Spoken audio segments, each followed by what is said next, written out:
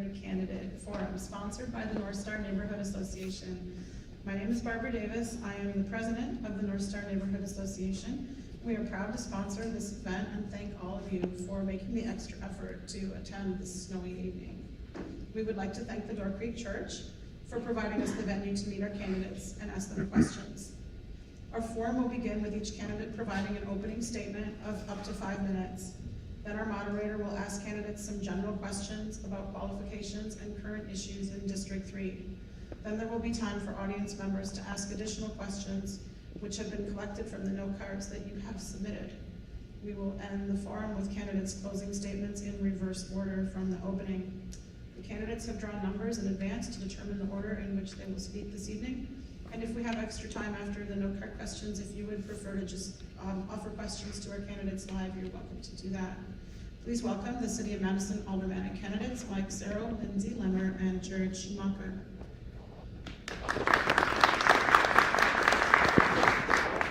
Welcome, candidates. Thank you for participating in our forum this evening. Moments ago, we drew numbers and the candidates, and it was decided that, I hope I get this right, Lindsay speaking first, is that right? No, Mike was speaking first. Yeah, I got it wrong already. Mike will speak first, followed by Jared, and then Lindsay. Candidates, our timekeeper will provide you with a 1 minute and 30-second warning card. Okay, Mike? Okay. We got one here. Hi, everybody. I'm Mike Cerro. Thank you for coming out tonight on this lousy, snowy evening. I was born and raised here in Madison. I've spent 40 years here in our district. I have 3 wonderful children that are seated right over here tonight, and all 3 of them go to the same schools that I attended over 40 years ago. So it's pretty wonderful to see them going to the same schools and being able to walk the very same hallways that I did all those years ago. I went to UW-Madison after graduating from La Follette and attended there, got my degree in mechanical engineering, and ended up moving out of state for about a dozen years, and eventually I made my way back here on the east side once again. I have lived in the Rolling Meadows subdivision. I have lived in Covered Bridge, right across the road here, and Sprecher East. I've spent time on the McClellan Park Neighborhood Association, which is now called the North Star Neighborhood Association. I was part of the Covered Bridge Architectural Committee, and I have spent time volunteering for a local youth hockey organization, helping them with their new ice rink. I have spent time with my kids on Arbor Day, out picking up trash around the neighborhood from the various parks. I am a volunteer first and a politician far second. I have enjoyed volunteering of my time for the people here in the district, and I look forward to the opportunity to serve the folks of District 3 once again as your alder, should I be so lucky. And I would represent your needs first and foremost in the district above all else. So I'm here to listen to you. And as an engineer, one of our primary objectives is to help you with your problems and effect solutions. And that's what I will do, working with the Common Council and working with experts to try to come up with solutions and push forward with your issues. So thank you very much for coming out tonight. I want to echo the same sentiments. Thanks. Beautiful night out tonight, right, guys? My name is Jared Schumacher. I initially moved to Madison back in 2000. I lived here for a number of years before I decided to move away from here, about 10 years or so, for travel and work. While I was out, I decided to pursue higher education, so then I began my process for getting my degree, and that's part of what brought me back to Wisconsin. The other part is I love Wisconsin. And I graduated from UW-Whitewater actually just this past spring with my bachelor's in political science with a minor in international relations focusing on climate change. Since I've been back in Wisconsin, I've worked for a company, Alpha Baking. We're stationed over on the north side. We deliver to hospitals, restaurants, schools, everything along that lines. I have about 18 years of sales and management experience, going way back to right after I graduated high school. I have just been out there doing it. Some of the things that I want to focus on, I think, just in the district itself, public safety obviously has been a little bit of a concern for a lot of people. And then I myself, I think economic development, I think is something that we also need to look at. We're slated to grow by tens of thousands of people over the next several decades. I'd rather be prepared than play catch up. I know that I just went to a planning commission meeting, and right down the street here, they're talking about putting in a 200 apartment complex right at the corner of Milwaukee and Sprecher. Obviously, we have a lot of homes, a lot of new developments in the area, it's growing. We also need the commercial and retail infrastructure, as well as roads, everything along those lines, to make sure that people are able, when they're coming into the city, that they're there, versus down the line, now all of a sudden, okay, these people are living here, now traffic congestion, so we gotta worry about that kind of stuff. As far as the city itself, inclusion is going to be very key, with everybody from all walks of life. And then another really hot button issue that we absolutely need to take a look at is the issues surrounding climate change as well, as we saw over this past summer. I know we didn't have as much flooding on the east side over here. There were spots in different intersections along the lines, but I was on the west side several days after the flooding happened and just saw the devastation that was over there. So I mean, that's something that we really need to focus on and take a look at. The other thing too is civic engagement, I think, is another thing. And again, I applaud you for coming out tonight on a night like tonight. Obviously, we'd hope to see a few more people out here. But I can tell you, in the last spring election of 2017, we have about 9,000 registered voters that live in the district, and only had 2,200 people actually vote. Obviously, during presidential years and midterm years, you see that number skyrocket in this district, which is great. I think we have a lot of civic participation in around those times, but I want to see it more in the other areas. So hearing your voices and speaking to residents on a regular basis is something that I'm going to champion as your holder for District 3. So thank you. Thank you. So thank you all so much for coming, and thank you so much to the North Star Neighborhood Association for organizing this. My name is Lindsay Lemmer, and I hope to be your next District 3 alder. I live on Sudbury Way in the Heritage Heights neighborhood with my significant other and our fur babies, our dog Bella and our cat Billy. I think communications is really the most important part of being an alder, not just being responsive, making sure that you have the information that you need about what's going on at the city level, how it impacts you, and how to make your voice heard, and that I am hearing all of your needs and concerns and making my voice as reflective of those as possible on the council. I work in communications professionally at the university, and I would use that background and that skill set to do that for our district. I think that's the top issue. I have an MBA, which will help me be a good steward of our tax dollars. We're gonna have some tough financial decisions ahead, and we need to be strategically planning in our services and infrastructure, and I have the education to do that. I have a lot of advocacy experience as the president of the Wisconsin chapter of the National Organization for Women. So I have a lot of connections and experience at the local level and at the state level. I also worked with the NAACP and the League of Women Voters to make sure folks understood voter ID and got registered to vote. And with that experience, I also worked with the mayor's office to an extent too, which would also be helpful on the council. So I look forward to this forum and to hearing your questions and having a great discussion. And I would greatly like to be your next alder. Thank you. All right, thanks, Kate. Oh, mic's on. Thanks, candidates. I'm Catherine. I'm part of the North Star Neighborhood Association Board, and I'm going to be moderating tonight. So, time for questions. And if I'm not mistaken, I think Jared will be the first one to answer the first question, and then we'll rotate through of who gets to go first. So we'll go Jared, Lindsay, Mike, and then we'll rotate from there. So, question number one for our candidates. In your opinion, what is the city of Madison doing right and wrong right now? What is this doing right and wrong? I think listening to the people and allowing the people to have a voice is something that, one of the things that it's doing wrong. I don't see enough of your elected officials, timely response to requests. I know myself personally, I've reached out to not just people on the common council, but the police department, not necessarily the fire department, but just all levels of the government, and not really heard timely responses in those areas. As far as something that it's doing well, obviously, there are focuses that you hear people talking about. Obviously, affordable housing is something big, and you hear people talking about it all the time. But I think the specifics surrounding that is something that they also need to talk a little bit more about, because I mean, you're hearing about it at election time, affordable housing, affordable housing, affordable housing.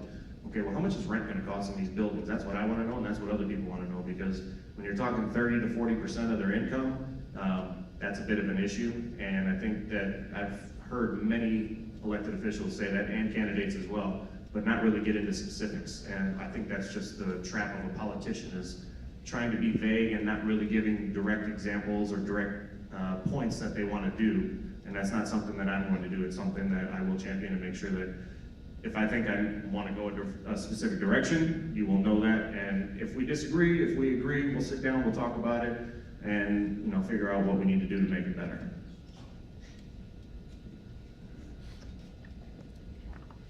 Thank you for that question. As far as what the city of Madison is doing right, I think they are on the right track in terms of making our city a more equitable place to live. Madison has very challenging racial disparities. And we need to be making sure that we're making the right decisions at the city level to make this a more inclusive community. Madison has what it's called the RAGI Initiative, or Racial Equity and Social Justice Initiative Framework, that they are using to apply to make decisions at the city level, and I think that has been very helpful, and that we need to continue to use that and expand its usage. Applying it to development, I think would be very helpful as we're coming up with solutions with our housing crisis, to make sure that we are strategically developing in the right places to make housing as easy to access for everyone as possible. As far as what they are doing wrong, the city of Madison has a lot of good plans, but we need to make sure that we're being held accountable to them, and that we are tying metrics to everything. So we've got good plans as far as climate change goes, but we need to be doing more, and we need to be holding ourselves accountable. So the Madison plan, which makes sure that folks can have access to solar panels, both residential and commercial. We need to be making sure that we're being consistent with that. And then another thing that we are not doing right is our transit. So we are expecting the growth of the city to continue. And we need to be prioritizing our public transit system. It's great if you live downtown, but over here, it's not something that we can depend on. So I would prioritize our transit. I would support the bus rapid transit plan. And it's not just a good thing for folks who need the bus system. Those of us who would drive and plan to continue to drive, it's going to remove cars from the road. It's going to alleviate congestion, and it's also going to be green.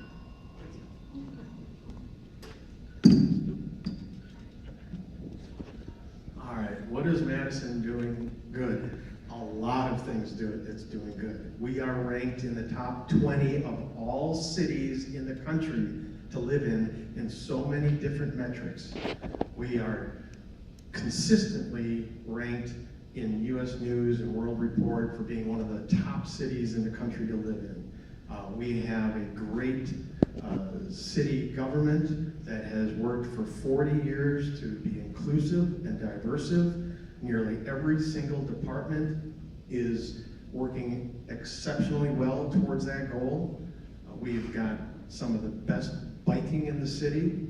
We are platinum rated for biking in the city of Madison. We need to do more, and the reason we need to do more is because Madison has so many commuters coming into the city every day. We have 60 to 70,000 commuters coming in from outside of Madison into Madison, utilizing our services, utilizing the streets, the parking, everything that Madison has to offer.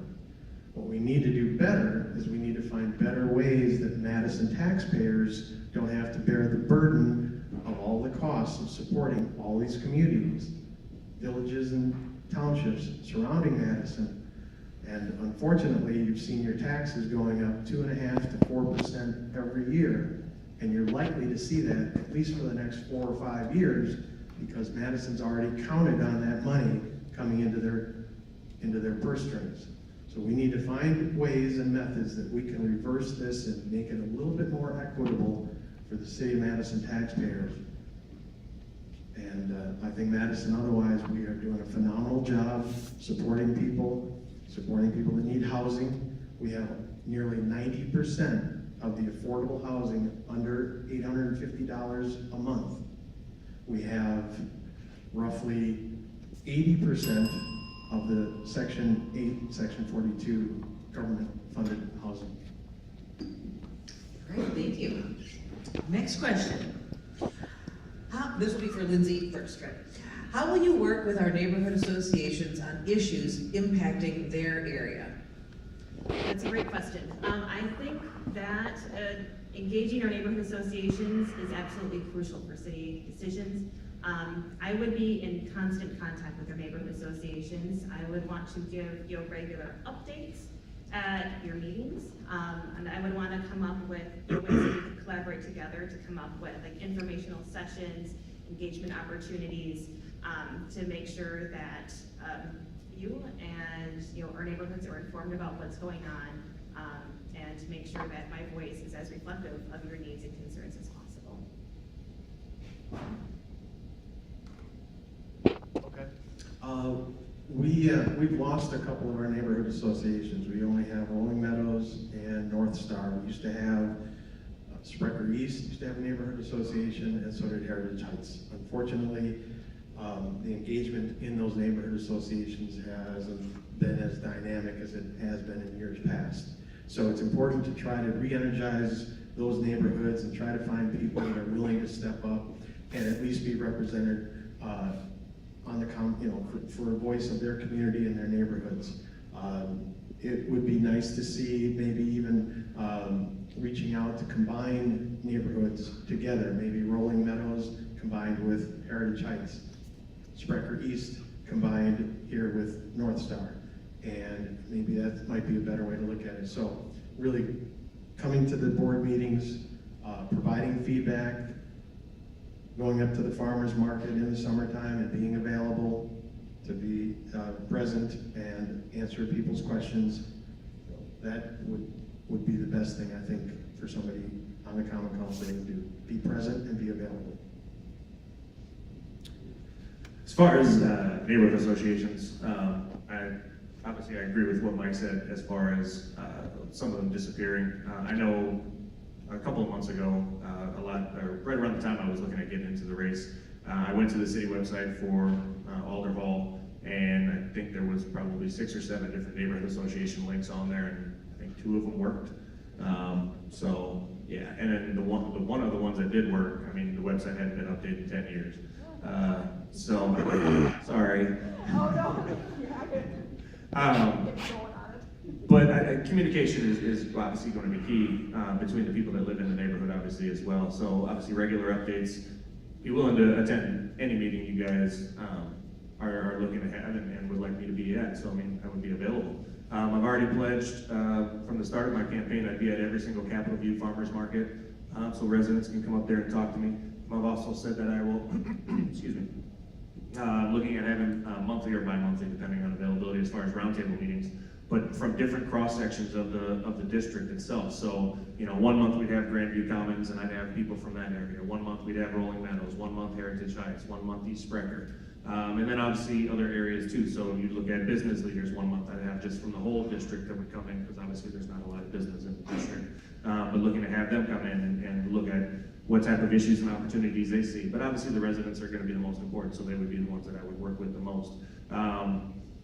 I would like to see, obviously, different mailing lists that are available as far as email updates, Facebook pages updated on a regular basis, and I would work with the neighborhood associations, and again, the ones that are not around as much, obviously, we'll work to improve those and get those up and running and make sure that people have a voice in the community and they know what's going on in their community. Not everybody wants to go to meetings all the time. Not everybody wants to come to candidate forums, even if it was 70 degrees outside. I understand that. But, we have a gentleman here recording it and posting it online. People will do that kind of stuff too and see that and be posted on the website so they can see. All right, so Mike, you'll start this round on this question. Most of the wards in District 3 are pretty well established with business and residential. However, the northeast side of our district is wide open. How do you see that looking in the future? And what is most important for District 3? The north side that you reference is already planned out for the next 10, 20 years to be mostly residential. That's, the plans are already out there. Madison is required to have forecasted plans that are in place showing where all the streets are going to go, where all the sewer lines are going to be. Everything to the north of Sprecher, Reiner Road, that is all residential. There might be some little areas along the major highway, 30, right along Reiner in the corners, that might be light commercial, but that is all residential. There's nothing really that can change unless they redo their plan.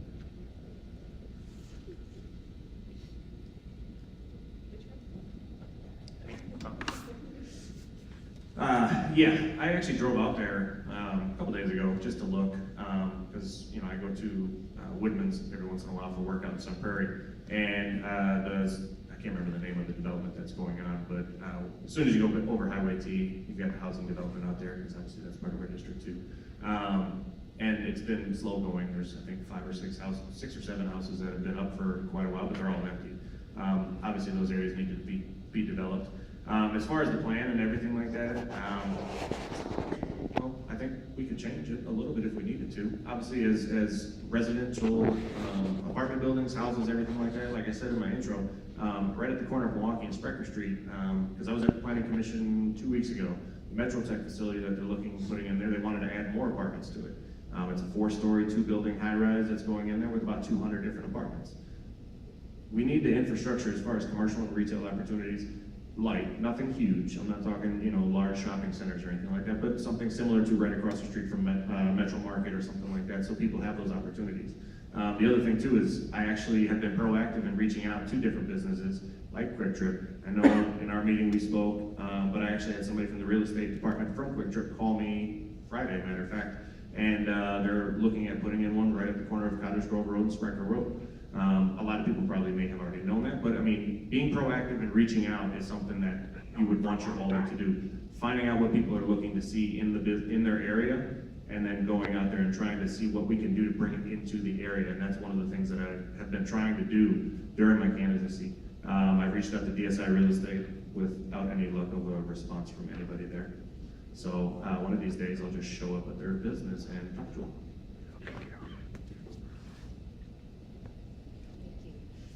So we know that our population is going to continue to skyrocket. So we need to be strategic with the decisions that we're making in terms of development, and making decisions that aren't just right for right now, but are going to be right for decades into the future.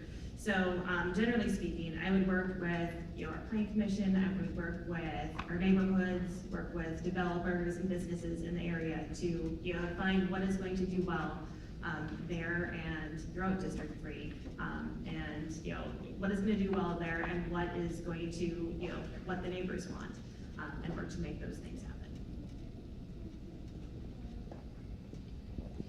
So I think we're on to Jared starting this next question. All right, the city property taxes continue to rise while family budgets find themselves squeezed. How do you hope to balance funding the city's needs with reining in rising costs of local property taxes? One thing, I know it's more of at a state level, but obviously working with state legislators, I know Governor Evers has recently said that he wants to close the dark store loophole, which essentially says that businesses, large ones like Walmart, Woodman's, everything like that, their properties are assessed at a value if the stores were vacant, not if they're fully functioning and selling to tens of thousands of people every day. So obviously working with state legislators is something that we can do, because obviously who ends up paying the additional property taxes that are needed to fund the city? We do. Not those corporations that are making tens of billions, if not hundreds of billions of dollars. Walmart last year, I think, paid $125 billion in profit. That's profit, not revenue. So working with state legislators to try and get that, so we can do that at the city level as well too. But then also being smart with the finances that we already have.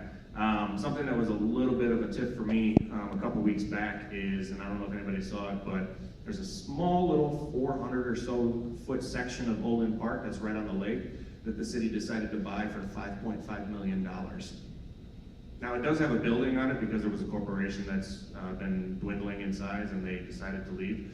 but they got the money from the park, some sort of parks department budget slush fund that was just sitting there that had $12 million in there. Well, my thing was why did it have $12 million just sitting in there? Why didn't they utilize it for something? Use it for parks if it's part of that department, fine, but why just have the money just sitting there? Put it in some interest-bearing account so they can make some more money off of it, something, but don't just sit there and have it sitting there doing nothing. But again, they took $5 million and spent it on a building without, I didn't see any type of a plan as far as what they're gonna do for the building itself. Now, maybe if they put a plan out there, great. But as far as looking at that kind of stuff, is look at the budget and ways that we can make sure that the budget is utilized smartly. It's a huge document. I've tried reading it multiple times without falling asleep without any luck. But utilizing that so we don't have to continue to rise property taxes over and over again.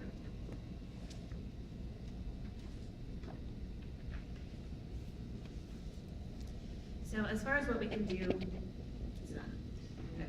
as far as what we can do about property taxes, we are limited at the city level about, what we can do alone. It takes working with the state.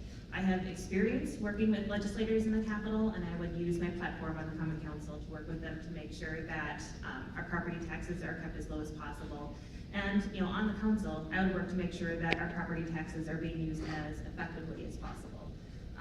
And then as far as, managing the budget, we need to tie metrics to everything. And, what isn't working, we need to, adjust. And, prioritize services and infrastructure. We need to do that as the city continues to grow.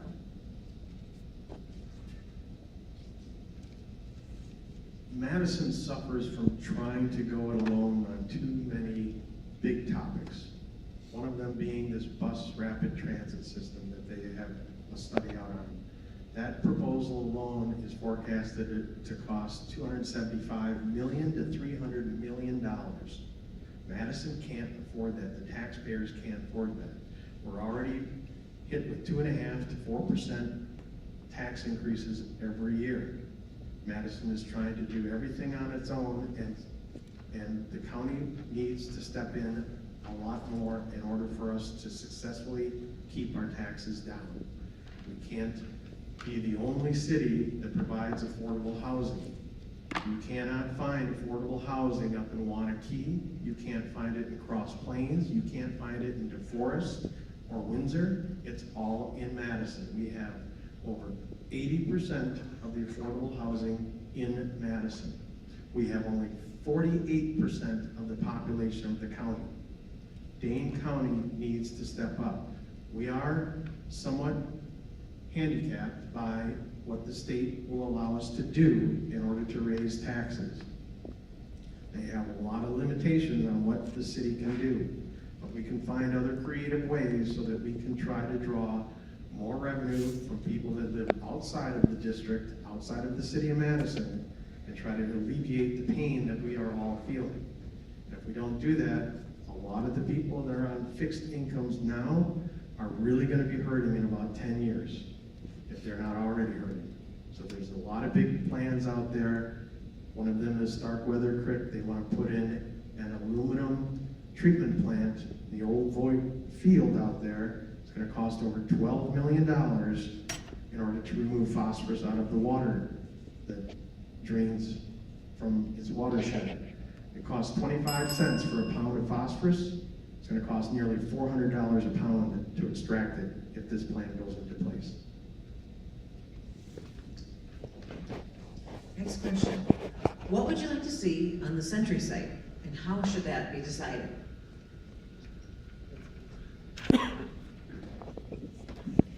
So the current plan that is on hold there is for the mixed-use development, which includes affordable housing. And I know there's a lot of strong feelings around that. It's affordable housing for people living with disabilities, people taking care of people with disabilities. And, we have been told by the police that is not expected to increase crime. And we've also been told by the development that they are going to have, round-the-clock management on site. That is something that other affordable housing in Madison does not have, and those are the ones that have been having problems. This affordable housing will also be doing background checks on the folks who are going to be living there. So as far as that plan goes, I'd like to see what happens with it. I certainly think that we need to have that developed quickly, because it's going to impact our safety to just leave an empty, lot there, and it's been there for years, so we need to do something about that. It's gotta be something that fits with Madison's plans, for a mix of, commercial and residential. The current proposal by moving out is for a four-story building. A four-story building that is using section 42 of the IRS code. Section 42 is slightly different than section 8 in that the money for the housing unit goes directly to the developer instead of to the individuals. Moving out is not under any requirement by any state, local, or federal regulation to do any background checks on the people moving in. We already have a heavy concentration of section 8 in that section of Cottage Grove Road, and I would not want to see more section 8, section 42 housing piled on top of it. We have a very difficult time with a lot of crime in that area now. The area also is somewhat of a food desert.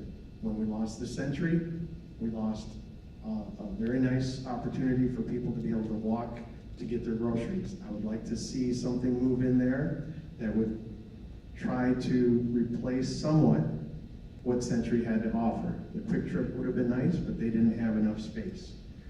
Maybe some other type of entity could combine food with housing up above it. So my feeling is that the four-story structure is too tall. It is out of place for the neighborhood.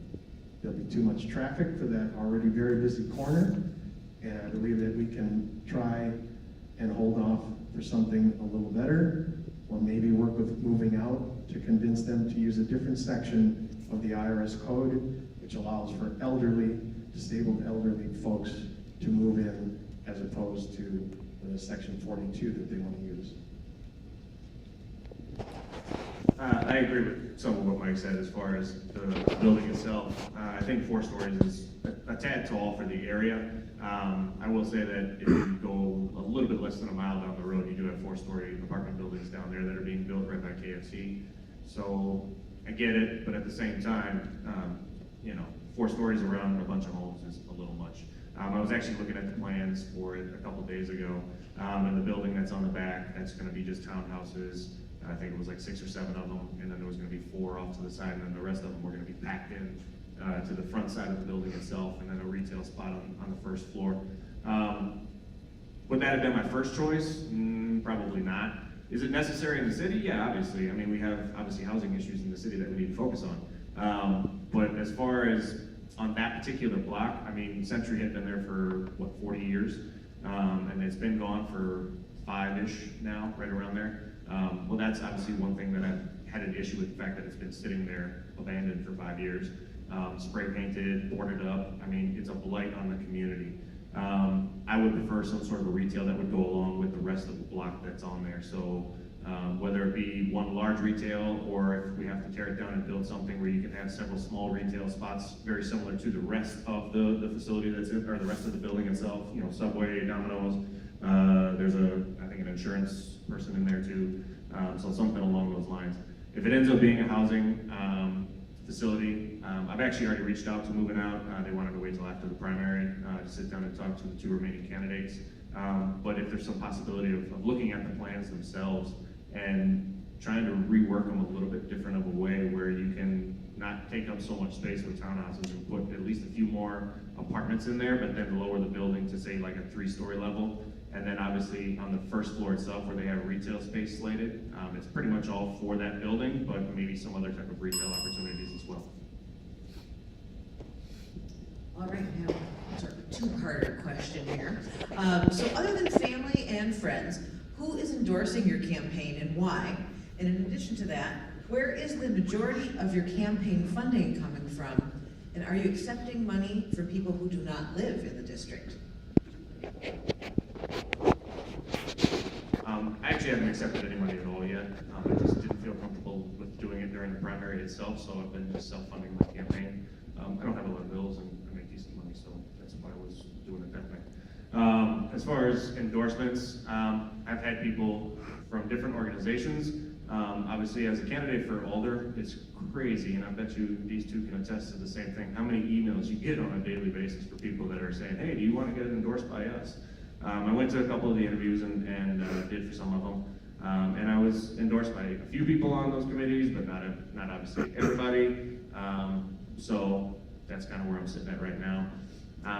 And then just really, it all comes down to the voters themselves. That's really all that, to me, that's what matters is who's going to vote for you in the end. I mean, people outside the district can endorse anybody that they want, and that's great, but they're not voting, and they don't, they're not going to vote for me. They're going to say, hey, vote for this person, great. But I really want to care about the people that are going to vote for me specifically themselves, and those are the people in District 3. I am completely self-funded, 100%. I have not received a penny from anybody. I have on my website a pledge that I promise not to seek out endorsements from anyone. I want to represent the people of District 3 first, primarily, and nobody else. So I don't want to feel like anybody else, that I owe anybody else anything. I want to be your representative, so I want you to know that there is nobody that I owe, and you don't owe anybody, and I am taking this very seriously as far as my pledge to you, and that you understand that I will not seek out any endorsements. So I don't think that being endorsed by, folks who are current alders or who are, already serving as public servants is a bad thing. I think that shows that you have the capabilities and the insight and the experience to do the job well. I've been endorsed by our state representative, Melissa Sargent, our state representative, Chris Taylor, and our state representative, Diane Conway Hesselbein, who used to live in the area. I've been endorsed by our current and previous alders, Lord Canara and Mendenhall. I've been endorsed by Nikki Vandermeulen on the Madison School Board, Mark Clear, a previous alder, current alder, Arvina Martin, current alder, Shiva Badar. And I am fundraising because I think it's critical to be able to reach as many of our residents as possible and for them to know, where I stand, my background, and my platform. And I want to make sure that I can do that effectively. And that, unfortunately, is not free.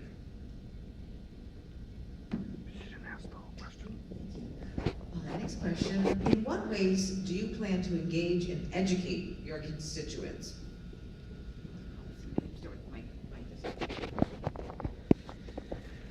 As I mentioned, when we had the question about going to the neighborhood association meetings, I plan to go to those meetings and provide input on the city activities, and also the city provides a website for every common council member, so I will keep that updated regularly.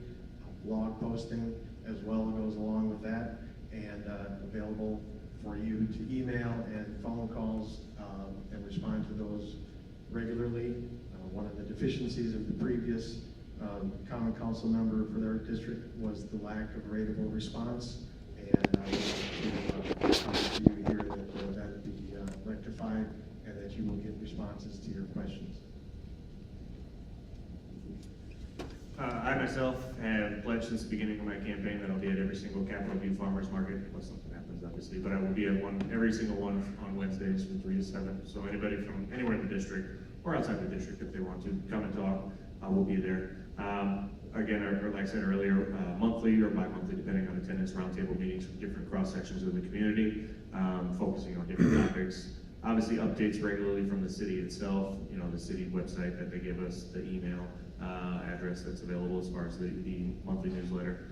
Going to neighborhood association meetings whenever they request, or if I have information that I feel is pertinent to the area, requesting them that I stop by. And then obviously, just talking to people. So anytime you have questions, feel free to call me. I don't mind. Doesn't matter. As far as online, for currently right now, I've already been trying to do it as much as possible. I've gotten messages on my Facebook page from people, and I've tried to respond to them in a timely fashion. So even people that have said not nice things sometimes, I still try to win them over and see what I can do to change their mind in different areas. And if they agree with me, great. If not, just keep it moving and keep talking and making sure that people know what I'm about and just keeping the conversation open and talking every day, all day. So I think, excuse me, we need a mix of communication strategies to reach everyone, because everyone has different communication styles. Everyone responds to things differently. So I would do a mix. Of course, I would be happy and, would come to neighborhood association meetings. Of course, you'd be sending emails, and have an opt-in list. And then, in-person sessions, regular office hours, forums, and then I think web meetings would be really helpful too, so that folks can, engage and get their questions answered without having to leave home. And then, I would certainly be available by phone and email. I'm gonna keep the mic here next to answer first, Lindsay, right? What is the single most important action a city council member can do for their district, and why? Communicate, be available. The job of an alder is to represent their community, to represent what they need, what their concerns are. So being responsive and continuously engaging our district. I think that is by far the most important role of an alder. And that's something I think I would do really well. Communication, definitely. We need to reach out and find out what you want of your district and be a facilitator of that at the Common Council, and to fight for District 3 and what you want to see for the betterment of this district. That is the most important thing, to have that communication and feedback so you understand why the decisions are being made at the Common Council, at the city level, and so that you have your voices effectively represented and you feel like somebody is fighting for your particular needs and wants. That is what the fundamental and highest priority is for your alder. Listening to constituents, and I think we've all kind of agreed on the same thing. As far as District 3 goes, listening to the people that are here, but then obviously listening to their concerns about District 3 itself, but then their concerns about the city as a whole too.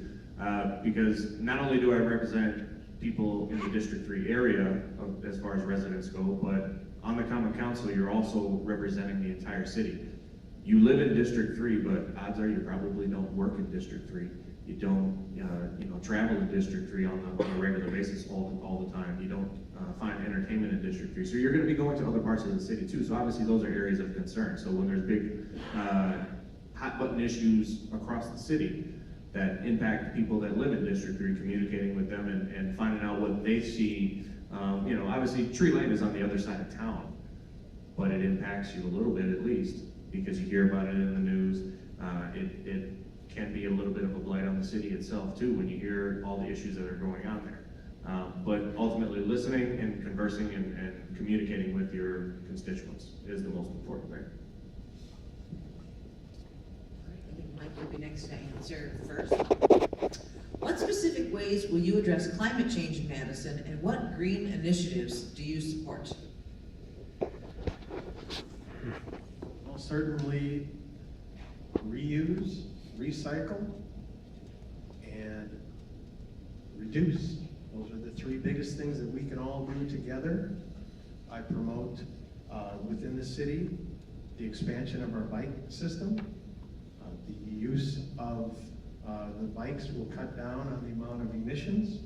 It will also reduce the traffic congestion that we're experiencing coming through the isthmus for so many people trying to commute in every day.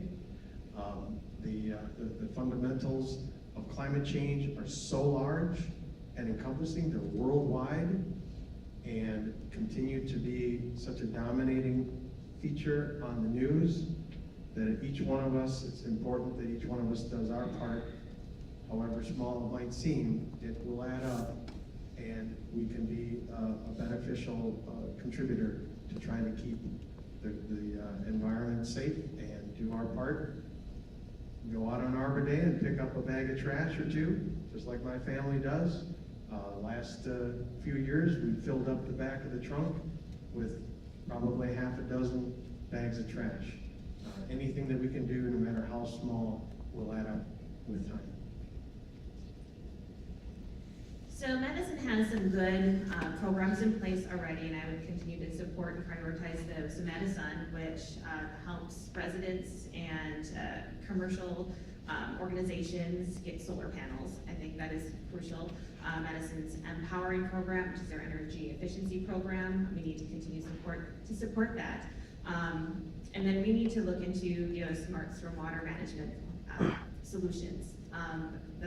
What we experienced over the summer with the flooding, that is just one taste of more extreme weather events that are likely to continue to happen and to happen much more frequently. So we need to invest in green engineering as we update our roads. We need to look at installing more pervious pavement so that when rain lands, it stays where it lands. Rain gardens, things that help rain stay where it comes down. And incentivizing businesses to do that on their properties.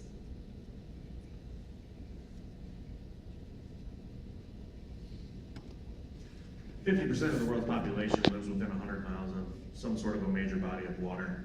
As climate change gets worse, and it will, we may not necessarily see it in our lifetime, but your children will, your grandchildren will. The sea level rise is going to continue to happen, and you look at cities like Miami, they're investing hundreds of billions of dollars in raising the level of the buildings because that's what they have to do. Where are those people going to end up moving when those areas are completely flooded or uninhabitable because the groundwater is just seeping into everything and the construction won't stand there? They're going to move inland. Just imagine if Milwaukee were to flood Lake Michigan. Where are they going to go? They're going to come to Madison. So obviously you're going to have tens of thousands, if not hundreds of thousands of influxes of people.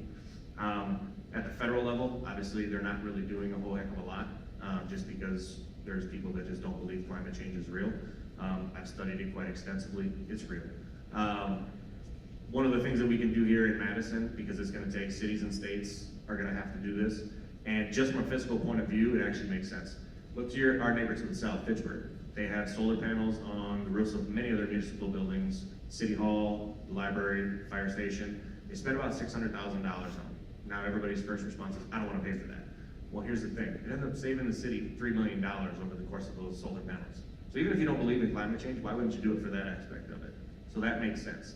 The stormwater, obviously, like I said earlier, I was on the west side several days after the flooding happened, and they utilize, or the city emergency services, I think they just released the number, it was like $1.6 million that we ended up having to pay just for the emergency part of it. Not to mention all the businesses that were affected. For my day job, we delivered to a lot of those businesses, and people were, the Monk's bar over there on University Avenue, people were trapped inside overnight because they couldn't get to their cars because they were flooded. Costco lost tens of thousands of dollars in products. Where do all those costs go? Onto us. Because they're not gonna eat it, we are. They're gonna start raising their prices. Okay, I think first for this question is, are we on to Mike? First, okay. Am I keeping track of that right? I need your help out there. All right. Can you specifically cite ways that you have interacted with local and state government to build relationships that led to successful outcomes? I don't know if it's quite a success yet, but I've interacted with the local MPD and MMSD. Recent shootings over outside of La Follette at Senate. Basically have attended several meetings that they've had and been a participant and really tried to steer the focus back onto MMSD as their responsibility for providing safety at their schools. I have attended the board meetings for MMSD and contributed to them via email, several suggestions that they could do. It's a big issue around the schools here in Madison, and one that I feel very strongly about, safety, and Madison Metropolitan School Board really needs to own that. Whether or not we're successful, hopefully the practices that they're starting to put into place and the efforts towards securing the safety of those buildings will time will tell, but I think certainly the efforts among everybody that contributes a little bit will help push them towards much safer schools.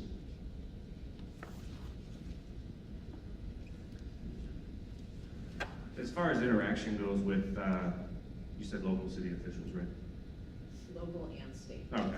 Well, obviously on the local side, like I stated earlier, I've reached out on a few occasions and not really had a whole heck of a lot of luck as far as hearing anything back from people. So obviously that's one thing that, you know, I intend to change as older, is making sure that communication is open. But that doesn't mean that I can't do it as far as working with other state officials myself. Like I said earlier in my introduction, I've had 18 years of sales and management experience. I talk to people every single day from all walks of life.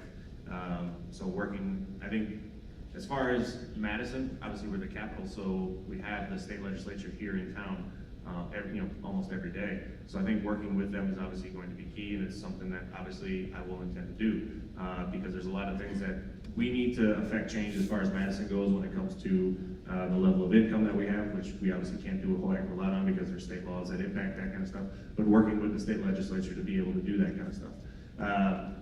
So I'm not afraid to walk up to them and talk to them. That's not a problem, and it won't be going forward as well. So I've worked with folks in our capital on a number of issues as the president of Madison and Wisconsin chapters of NOW. Also worked with them on issues of voter ID awareness. So representatives Chris Taylor, Melissa Sargent, Lisa Subak, worked with them on healthcare issues. There was a bill introduced last year that would have effectively taken away the university's ability to certify OBGYNs, which would have basically, prevented them from being able to offer training of OBGYNs, which would have reduced the number of those doctors in our state, and we already have a dire shortage of them. So working with them, I was able to get the word out about this legislation, which would have, quite possibly quietly passed. And working with them and getting the word out about it, it ended up not moving past committee. And then at the local level, I've worked with alders on issues. One of the most recent ones was getting awareness on the conversion therapy ban and getting folks into the meeting to testify about why we need to make sure that's banned. When I've worked with the clerk's offices and mayor's office on voter ID awareness. Okay, who's first this time? Jared? Am I wrong? Okay, Lindsay, you're first this time. Keep that mic. All right. What will you do to tackle our city's staggering racial disparities? There are a number of things that we need to be doing. So Madison is a wonderful city full of great opportunities, but those opportunities aren't available to all of us. I would further leverage the city's racial equity and social justice initiative framework. Like I said earlier, it's something that they apply to decisions at the city level. We can leverage that for things that aren't necessarily public issues.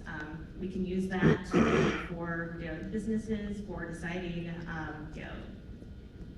choices around housing. That would also help make access to housing more equitable, which we need to do as we continue to have this housing crisis. We have unconscious bias training that police go through, but there are a lot of other professions who would also benefit from it. Judges, attorneys, folks who hold people's livelihoods in their hands. Making that more available to them would be a great start too. I think we need to continue to center racial justice, social equities, throughout all of our key decisions, and be consistent about it.